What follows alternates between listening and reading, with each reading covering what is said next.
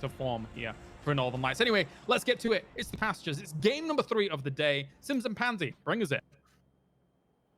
Okay, I'll do my darndest, and always happy to see Floof. Honestly, the reason I came back to casting PUBG is just to see that dog. I think that's it. And you, Rich. I mean, second to the dog. I'm about to say, mostly that's the dog. a bit rough, isn't it? Sorry, can you hear the fireworks? I I do mean- apologise. Let me close. It's going a bit wild in England at the moment. Yeah, fair enough. I mean, normally it's church bells behind me, so I can't really give you too much jip for it. But we do start towards the north and we head down towards the southwest. So kind of ending around Primorsk. It's gonna be a bit of a rough landing if they went for it, but it does maybe hinder someone like FaZe. So you'll be seeing them maybe going to their backup drop. So you'll see maybe a couple of teams if they do opt for that, Milta Power, Lipovka, Prison sort of area, maybe even Farm could be struggling here. This could maybe cut a couple of teams into a bad scenario. We'll see what they opt for as their backup locations. And the traditional drops for a good couple of teams, I think, quite notorious at this point. Looking at Tornado Energy and Na'Vi, curious if they have another couple of spits and a couple of battles between each other. I don't think it should be too much of a problem, seeing Orange maybe just heading out just to maybe get a vehicle, maybe just claim a couple of the areas. We'll see. I don't see too many problems for now. Omicron in the fields, and they spot out a player ahead of them, and this is quite bold to head towards them, but they do have an AK themselves, so it's a bit of an early fight this time. The mutant on the other side, let's see how it goes down. T-Bone's gonna be caught unawares though, and that's gonna do the job just fine. No armor, no vest, no helmet, no nothing. Paige is in all kinds of troubles, and surely they saw that parachute. I'm curious if they committed to this. I'm really glad you kind of picked up on that. The issue for them here is absolutely it's bare bones what they're fighting with. If it's not a weapon, they are completely naked in terms of lacking armor. No vest, no helmet. It doesn't really matter what weapon you've got. Hell, a handgun will do at this point. It's a very easy and free frag. Vasco does at least have an SMG, and before he gets to the final 5 HP, he gets run over. F in the chat. Now, is he going to bait him in? What do you think? Oh, he's got... Oh, I'm going to say he could have actually stayed inside and maybe baited Geryu into saying, okay, well, I don't have a weapon, I'm just going to hiding here, but does at least forcibly put the pressure on and take some shots back. Honestly, at this point, Geryu, you've done enough of a decent job. Just retreat to the rest of the teammates. Don't hit a tree, because you will die if you slam into a tree at speed, and get back to your teammates. Simple as that. Survive. Now, the interesting thing with these two is traditionally, I guess, Yasnaya is a drop spot, but, it's the way it goes sometimes. Whoever gets the gun first and whoever gets the drop, especially if you have no armor, anything will do the job, really, apart from maybe the UMP we saw come out, which it tried. It gave it a good old try, but Omicron, that's a problem to start with. They got a really high kill game, which is going to keep them very relevant in the points, but if they lose out early, if they're forced down to a more passive play going forward, or God forbid they even lose out on these two, they're going to have to really pick up the pace now to get back into this. Yeah, that's the thing, right? Being able to at least get back on the horse and just keep going. Like, yeah. I can't... When you go all the way down to the bottom, that's when it becomes really, really difficult. In this kind of environment where it's only 4 games per day, we've spoke about it numerous times, but it is a big thing that we have to speak about. It's a lot of teams, in fact, some of the teams just really enjoy being able to have that progressive start, that progressive play, being able to work their way up and really feel themselves out and feel themselves in this lobby. With this one, it's just smash and grab. You have to get stuck in and you have to come in all guns firing, all cylinders just rocking and rolling. I think Liquid's a perfect example from going down in 16 to be able to at least rebound and claw back some points in the second round straight away. Consistency is the name of the game, and if you have a rough day, it becomes extremely hard to pull it back. Yes, we do have 3 weekends in front of us. Don't get me wrong. If you do have a bad weekend, it is doable to, just wipe it off and say, okay, that was trash. We'll go again next week. But the break in between and the very small amount of play you get, there's no real time to warm up. You have to come into this prepared and ready to fight. Yeah, I think that's a very good point. I mean, we did have a couple of, tournaments with quite long stages per day. This is, you turn up and you deliver or you go home. And I don't mind it. This is how it is. You got to be able to deliver when the time is in front of you, when the opportunities are there. It will kind of bring the best out in teams and have to play against the odds, potentially. And that's something that some of these teams are way more capable than others. Yes, you may get a good couple of bad circles, But can you play against that? Can you play out of that scenario, or are you completely beholden to the circle being favorable to you? Sometimes you can't maintain these things. The ability to make the best of a bad scenario makes a great team in PUBG. That's what I look at. That's why I was really happy with Omicron able to really claim a good couple of points just kind of fragging out. Now, whether or not that continues, we're yet to see, of course. They've had a bit of a shocking start here, but time for recovery. Still another Erangel to go after this, and of course the one right in front of us. DA going to be popping themselves back in towards school, fancying a lesson or two. No one's actually there for now. TSM have already kind of left the building. They're in the surrounding areas. You can see one just off into the distance, heading through to the town just kind of north of Pachinki. And of course, that would be Liquid territory. So you've got to be a little bit careful. These teams are very aware of each other. These three are no strangers to each other, and they drop in a very similar location. ETG, similar again. They are very close by. All these teams should be well aware of not necessarily their exact rotation routes, but maybe the I guess their biases as to where they like to go, the routes they'll traditionally run potentially, and where maybe if it is a very centralized circle like this is, so it should be a very quiet start. That's why it's quite surprising that Omicron lost out on 2. That, okay, well, they'll sit around this area. So these three should specifically know each other because it's such a close area as well. Now, the Northern Knights have made their way through from the very northern reaches of the circle. They've made themselves quite a comfortable route, actually, towards the west side of Rozhok, so they can pull up by the kind of little compound on the edge if they want to take their time, maybe catch a couple of teams if they do head that way as well. But with these circles, Rich, we know what it's like. It's going to take a second or two to kick off. It is. And with it being so centralized, it's another thing that we need to kind of make note of, is that's why you will find a lot of teams just magnetized towards the middle. It's not near the water sides, it's not near the coastal region, it's up from Sosnovka Island, and it gives you the largest amount of possible land play that you could really ask for. With only 2 players dead, and granted, we are only 7 minutes into the game, so we'll take it into consideration. If it centers up again, that's where everyone just keeps on. If they're not in the middle now, then you're not going to make it to late game. So you just got to play for edge and basically shoot your way through everybody. It is what it is. If the circle keeps going towards the middle, everyone's already going to be in a prime position. They're going to be sitting happy, and they won't want to share with anybody. The defensive side of it will come into play. In the middle of the road, you look at it between school and Pachinki. It's that poor man's Pachinki road, just with the little white shacks, and then you got the farmhouse buildings behind. There are dip out and exit plan options. You know, when we talk about the fields that are behind those shacks, you have the ridges that run through the middle of it, and you can actually formulate a plan together there. You can hide behind them. You can put vehicles up against it to defend your left and right. But it's very. We've seen a couple of circles moving more towards the school side. Are we seeing a crash here?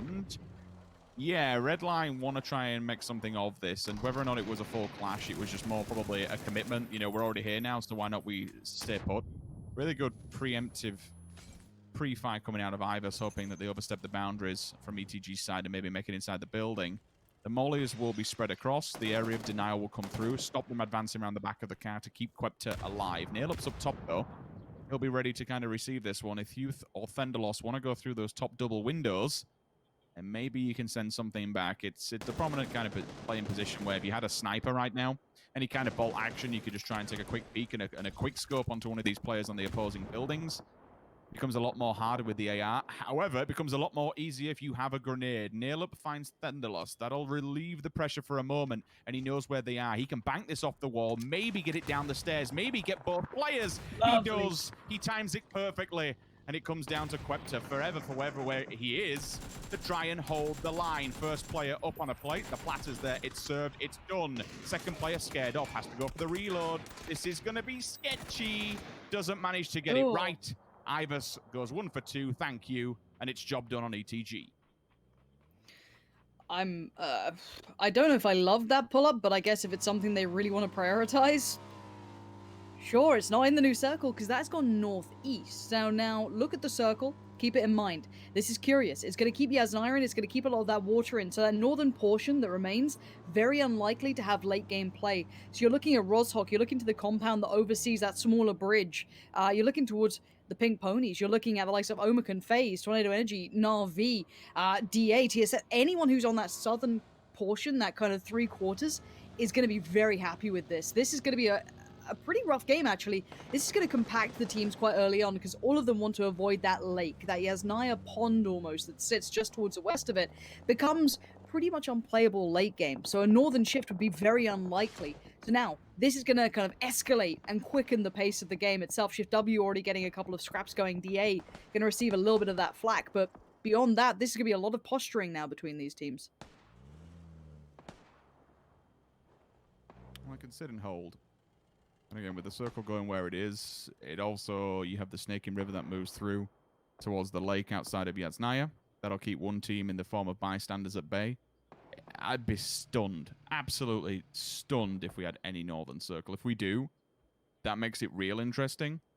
If we don't, it makes it pretty easy and pretty stationary, to be honest with you, if there every other single team that just wants to stay down south. Tornado Energy, decent compound. Again, unless they get the hard shift against them, but there'll still only be a hop, skip, and a jump away from it. Face Clan are going for the 2-2, and for good reason. They only have small compounds. Easy to defend. Everyone will be outside in the open, this kind of rotation that's coming out from Team Liquid, so they can just peacock them away and shoo them away from the compounds that they will hold. See Gustav getting mobile, actually. I don't think he'll go too far. Maybe just prepping the vehicles for what may be an anticipation of to come. Liquid, big old rotate on the eastern side. Maybe touching Yasnaya, they'll kind of just skirt it, maybe go towards the field edges. The field yellows themselves will be taken by Na'Vi. Again, Na'Vi have a massive spread. Huge 2-1-1 across the road, which denies entry point to this side. So if anyone else wants to come from that divot on the opposing side of the road, you see a few teams now and again that will hold the forest and then work their way in. Really, it's just going to be instantly denied access. Down south, the last team outside of the circle, it will be Redline. Low and slow they go, but the Sauna Boys are directly in front of them. With all these vehicles making a tank load of noise, I mean, don't get me wrong, the buggy, it does chug away. They might be able to feed that information back first and set up shop and be ready for them. But the Sauna Boys are actually in a 2-2 themselves. So if Redline accidentally get it right and go for the right position, they could catch them in a very unprecedented angle. They're just continuing it through. You do have the rocks they could play off of here. I'd be surprised if they went much further. You'd have to anticipate that every single compound's gone at this stage. You boys are going deep into this circle, and there's still a hell of a lot of players alive. Yeah, I think this might be their final destination for now. Ivers kind of brings it in, but they are visible, and you're going to see that there. Alia's already going to punish Ivers. Yes, Nail Up can maybe get a smoke down, help him out, but I feel like a flush feels inevitable, but we'll see. Ivers still alive for now. Nail Up trying to body block if he has to. Already Northern Lights receive. Hold on, Northern Lights are trying to swing. This is a very dangerous area to be playing in towards the Northern Lights.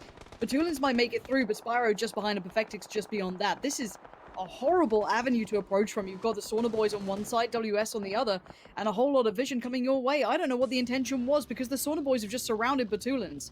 So now Spyro's there with him, so hopefully he can have some support, but a dangerous game to be playing here for the Northern Lights. Unsure what the plan was, but Perfectix taking so much flak, so much damage coming his way. Nade after nade going to be put down. That's going to be another good one too. Doesn't quite find the target, and he's just about staying alive. I'll be disappointed for WS committing so much utility to not a single point thus yet. I mean, they may eventually get the one player, or he may be just stolen by somebody else, because there's enough people who will have an eye line into him. Tulins is just hoping that every single bullet misses on the side of Tornado Energy. Example finds a second, and both of them just kind of scraping the barrel here, but who will they go towards? It's not Tornado Energy, it's actually Digital Athletics who steal Spyro away. Not that they needed any more points at the top of the board at the moment. Finally, Melman does get his man, though. Perfectix now with the smokes putting down, trying to run the gauntlet. Pan out, you know what? I respect it. Do whatever you can to try and block those bullets. It's not going to happen. Instantly shut down. Oh, lordy, that was... I didn't love it. I'd love to understand the intention behind it and what their goal was to have, but obviously it doesn't work out very well for themselves. Now, this is a very interesting circle. I don't feel as though we get this circle too much. We're more used to the kind of southern fields or bits and pieces around this, but, you know, it kind of closing towards... If we look at the center point right now, it'd be kind of where DA, Redline, and Shift W are, somewhere around that. So if you want to kind of keep that in mind, that's kind of the center point. Now, beyond that, though, I'm happy with any finish here. I'd love it to move once again away from the fields in the northeast, away from those Yasnaya fields. I'd rather it not be around there. Liquid looking a little lost. They're kind of caught on the outskirts. Bystanders just kind of further up from them. If you think of it as a clockwise turn, you'll have kind of bystanders around 3 o'clock and then Liquid about 6. So, you know, interesting way to describe it, but we'll go with it. And Navi's holding the line there, so the bystanders can't really do much about it. Now, Ibby's going to have to get himself a bit of a move on, and he's done just that. Does get away from Flammy and Hjort as they do pull up quite close by. Going to keep shifting around. And it does mean that Liquid, well, they haven't found a way in. Keep in mind they went all the way up towards Yesnaya, and they've gone all the way back down. So they found a little compound, but it moves away. Wow, okay, now let's take a look at this. Omicron, FaZe, Redline. Redline's a little bit more dangerous, but we'll put them in there for now. FaZe must be laughing. Omicron laughing. Ent's not too unhappy. And Shift W get a nice bit of ground to play with. Keep in mind this could be high ground potentially too. DA still in, happy enough. And this turns into kind of, I guess, 3 portions of the circle, divided by the road and hard to cross through. The forest comes into play currently where TSM are. So they get to maybe play with that themselves if they want to. They could look for maybe a better opportunity, but the Pink Ponies will keep them humble and keep them maybe held back there. Liquid going to shift in between the bystanders and Tornado Energy currently, overlooking down towards that FaZe area that's currently that small compound, but it will keep them safe. This is really difficult if you're not inside the circle at this point. You've got a lot of work to do. Liquid will edge further and closer to the circle. They'll just play with scraps, to be fair. TSM, exactly the same scenario, same principle. Just get in and work with whatever you can. Potential that TSM goes for a much wider swing here. Actually, I look like they were going to go for the push. Yes, they are. They're going to try and take this away from Pink Pony. They've already lost 1 player by doing so. Instant confirmation comes out on the side of Ira. Oh, I love that. Get tagged.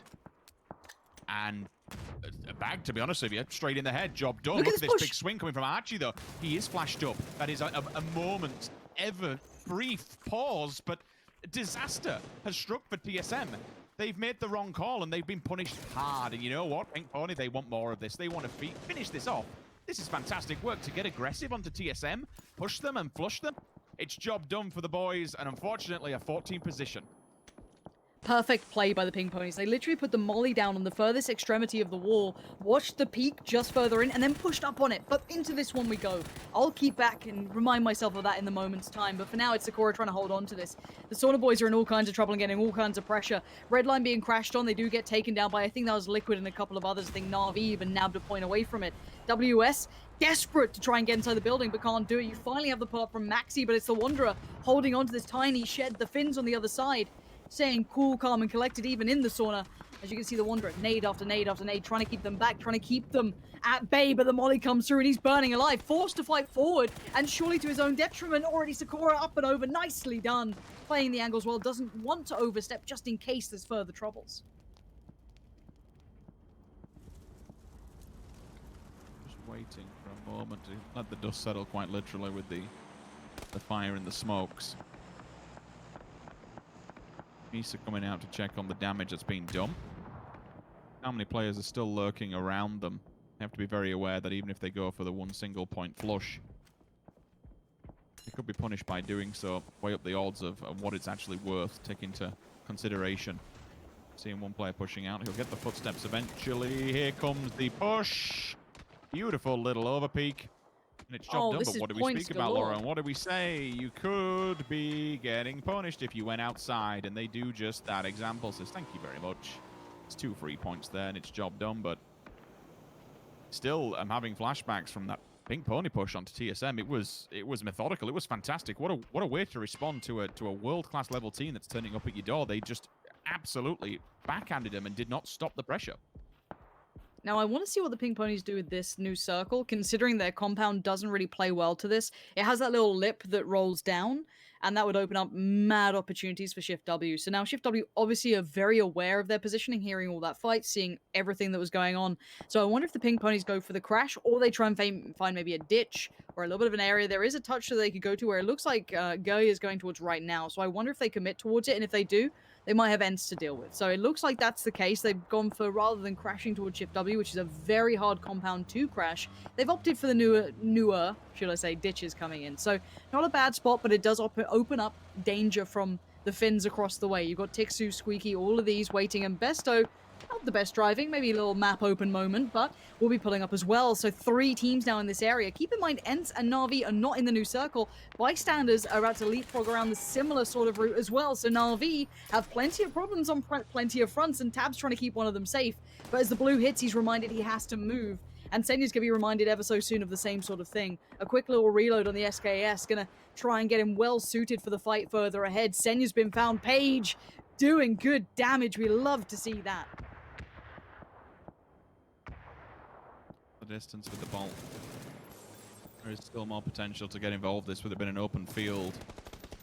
Could be picks galore if you can get into the best position to do so. Here comes the bystanders. That's the low ball nade. If he said it right, that could kill him. Mesto, he actually gets Diggory by accident. He throws it towards the car and it gets somebody else. Look at all this action. All these players are just folding in. Bystanders, one-man army standing in the form of Flamey. He's going down as well as Archie comes across. And for the 4 teams that were here, they have just been shot into oblivion. Na'Vi on one side, Pink Pony crawling away at the other. Shift W is watching all this action going down because Omicron are yet to fully show their hand. They've not committed to this one, but they do have the utility in hand, Lauren. Yeah, I'm seeing those nades come down. None of them really found a bigger target, though. Guy is still alive, and everyone wants in on these kills. They can see it. Na'Vi, though, on the push. 3 players now working through towards the Finns. Ent on the other side. Tixu dead in a second. You could see that fire just coming in. Orange caught unawares, but he had the support of Tab right there. Squeaky gets nothing done from it. And now I think just one left alive. It's Diggory. And the trade from the Tab going to keep things at least in the right direction. But Na'Vi might not be able to recover from this. They're still on the blue side of this. The Pink Pony's still further ahead. And FaZe in their own sort of trouble with Tornado Energy heading their way. But you can see the fire, the smoke, everything's been put down here. FaZe hold the line, and they're being proactive. They're being ahead of this. They want to play against them. They pushed out of the compound. They played into taking the fight against Tornado Energy, who are now on the vehicle. Now I wonder, where does Tornado Energy take this? They're in the vehicle. They're trying to make a mad dash for it, taking a fair bit of damage on the way. Uber, if a couple of shots land, he could have done something, but they've given up the compound, and Tornado Energy going to take it right away from them. And they're in the new circle. They get to be such a problem, and FaZe need to clear out the other 2, and they need to do it now. I've got to work. Be slowed down by these smokes, but at least they see their target in front of them. We said this before, it's okay putting the smokes down, but FaZe are going to have some kind of at least info of where these players will be. With the first one dissipating to the left-hand side, they'll put more down and guide themselves a path and basically give all the information. Grenades there, bail out, boys, because that one's coming in hot. Almost takes down one player, but at least avoid. That's it. Tab's loading up, so he could be in for a rough ride if he doesn't have the gear that he needs. Fuzzfist goes down, though. That's the FaZe clan fight that's happening. He gets caught off guard by Alia. Sees him with the green gun. It's job done. Starting to even up the odds against FaZe. DA pushing. All the odds were in their favor, but slowly but surely, somehow Tornado Energy are pulling this together. They're wrapping around them with Melman deeper. This throws Aitzi off the scent. Alia comes in the back. They've been shredded here, Lauren. This is crazy. This shouldn't be happening. FaZe don't often make mistakes, but you're looking at one right now. A misplay from them and a misread and maybe underestimating the opponents, but DA had to make their move as well. And they're just over the ridgeline, but Shift W have perfect vision on this and already going to punish 2. Mert's down and so's Code Marco. A quick smoke to try and at least occlude some of the vision, but it's not saving them much. Even Chris finding a little bit of a vision towards Melman. Metralius now dead. DA looking worse for wear. This circle has been the death of them. And that cross, maybe they were trying to hold back the smokes, hope that they'd make it further than this, but Shift W going to keep them so humbled. That high ground working so perfectly, and the shots are so crisp. Zoka trying to land the last couple that might have confirmed it towards DA, but they don't. They're trying to recover here, but while this happens, Na'Vi has fallen. Shift W are doing some real damage here. FaZe, I don't know if anyone's still alive for them. No, they're dead and gone. They are buried in this. They made a mistake, and it's cost them in this round. A surprise, considering I don't often say it, but you don't often see shots like that. Smash coming right back in towards Brexico. A quick reminder to not mess lightly with the Turkish side. A Smash now. Gonna find Chris, and it's a push-up from Smash. Buying time for the revive on Merc. Code Marco now joining in. They've got nades out. They want this fight, and they're gonna be given one. Killiakai, a quick deny, and now the nade to follow. Might get the flush on that. Smash still alive, though. He's a little bit further ahead, just at the foot of this hillside that Zoka's playing off of. And while this happens, Tornado Energy creeping on the back lines, but Smash on the flank. He's going to find one, gets a clean kill towards Zoka, and they want to press this issue. You've got to take it further, but 4 bullets in the mag is all he's got to play with. He needs the reload, but he's not gone for it yet, and he's going to die for this. Killiakai's going to find him comfortably. Merc goes down, and there's no more recovery. DA, I think, are down to 1, just Code Marco now.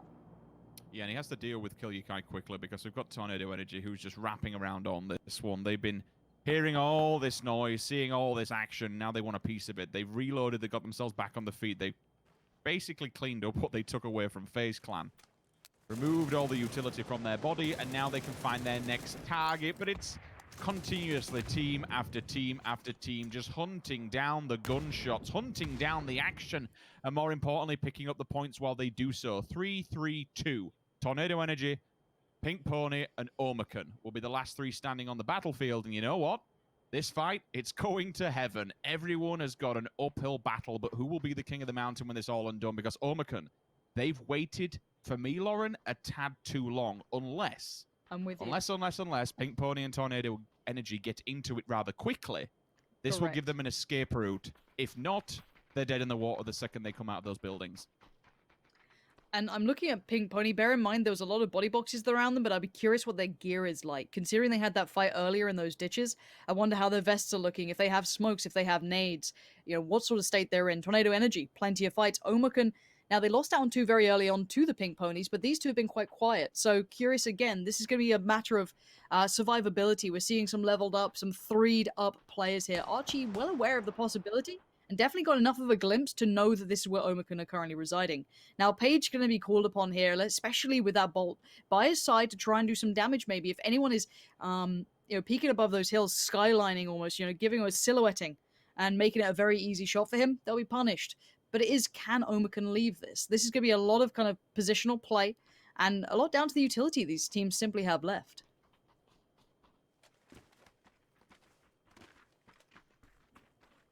I made note myself as well. This is Volcano, not Heaven. I mean, for one team, it's certainly going to be Heaven, who will be on top of it eventually, but... Tornado Energy are 3'd up and have utility. Oof. Yeah, it's difficult. I mean, look at the placement as well. You've got Alia on the back, who's just keeping a full eye line onto Omicron as they slowly but surely work. In fact, both teams are. Archie's there as well. Yeah, I mean, this is... For Omicron, this would be a complete shot in the dark if they somehow made it out of this alive. It's just triangular formation. If you're not going to get taken down by one team, the other one's going to grab you. And they want to do it quickly because they need the points. So, you show your face, unfortunately. I think that's going to be the end of it. Unless Paige just goes off like I think he's already switched. Yeah, I mean, if you can get one knock with the bolt action, I suppose the positive side effect is that you can knock one and force the other opponent into a recovery mode. Sure. So you knock it down to a 2 versus 1, and then maybe the other team capitalizes on that. That's the only good thing that could happen for Omicron.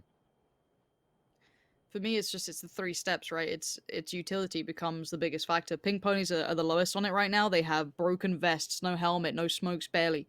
Then you have Omicron next in line, a little bit tattered, a little bit here and there, but somewhat feasible. And then at the end of it, you have Tornado Energy. You've got 3'd up gear, 3'd up guns, and sitting quite comfortably with the smokes and the nades that they need. So this is very much an uphill battle. If anyone other than Tornado Energy wins this, that is going to be very surprising to me. So again, this takes time now. It looks like Omicron are going to start making their run. Aim's going to find one, gets a spot on it. Damage, not exactly what you're wanting here. Maybe would have liked to have the SLR out, but takes a touch from the blue and has to start moving up. But while this happened, you saw Archie commit those smokes to this. And Paige has moved up. So now Tornado Energy are going to be having a little bit of a problem. They have to keep the attention on both sides here. And Gemty going to be reminding AIM that this is not an easy fight to be had. Yeah. We're on the low ground. I get it. Our cross was a bit dangerous. But I'm still Gemty. You don't get to mess with me like that. And again, more damage comes in and more from Paige. So now Pink Pony's on the back foot of things. That lack of utility, the lack of gear is going to hinder them here. And look at Tornado Energy's line, Rich. That's perfect. Set themselves up for success, that's for sure. Paige is still looking with that bolt action to try and get that one knock, but everyone wearing level 3s, it's that much more. He's hit it! He's nailed one! Push it. Bang, they've got to push it. They've got to do something. Now they have to go. That's the one we said. All the dominoes had to go the right way. That's the one shot, the one opportunity that they have to get involved here. And with the blue moving in, they've got to make this fast. Omicron are being held back by the mollies, but you can see Jemty getting the flush. That's points in the pocket. That's exactly what they need. And now the further push. Paige going to push up while the heal comes in. Paige is going to probably find Archie first. Yes, he does. Good spot. Good kill. Omicron forging their way forward. But while this happens, Tornado Energy waiting patiently in the back lines. Not going to show their hand too early. Don't want to give it up, but Jemty gets contact. He's going to find the first bit of damage towards Tornado Energy. And Guy is still alive. He is not dead just yet. There is still 3 teams in this one. Goya gets the spot towards Paige and finds him. He might die to the blue unless he gets moving right here, right now. But now the shot's towards Quizzy. Good work back, though. Quizzy going to find Jemty. And again, it does look like Tornado Energy have done everything that was required of them. They did